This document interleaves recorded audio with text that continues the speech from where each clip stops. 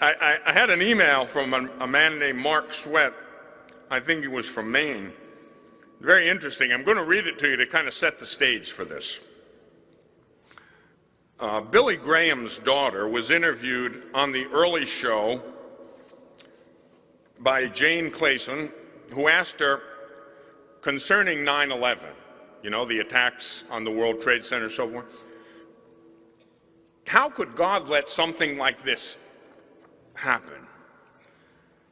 Anne Graham gave an extremely profound and insightful response. Well, she said, I believe God is deeply saddened by this, just as we are.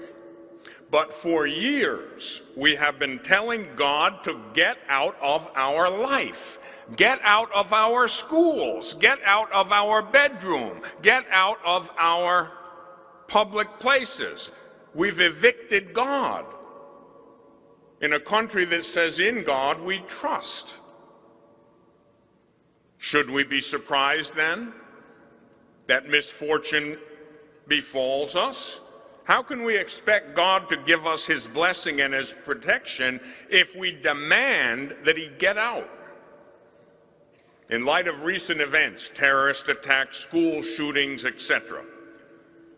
Oh, I think it all started when Madeleine Murray O'Hair complained that she didn't want prayer in our schools.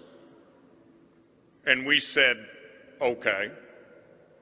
And then someone said, you better not read the Bible in schools. Well, after all, the Bible says, thou shalt not kill and thou shalt not steal and love your neighbor as yourself. And so we said, well, okay. And of course, Dr. Spock said we shouldn't spank our children when they misbehave because, after all, their little personalities could be warped and we might damage their self-esteem. Of course, poor Dr. Spock's son committed suicide. But we said an expert ought to know what he's talking about, so we said, okay. Then someone said teachers and principals better not discipline our children when they misbehave. School administrators said no faculty member in this school better touch a student when they misbehave because we don't want any bad publicity and we certainly don't want a lawsuit. And we said, okay.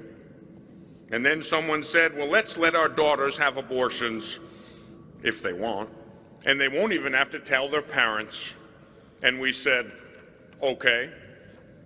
And then some wise school board member said, well, since boys will be boys and they're going to do it anyway, let's give our sons all the condoms they want so they can have all the fun they want, and we don't have to tell their parents where they got them.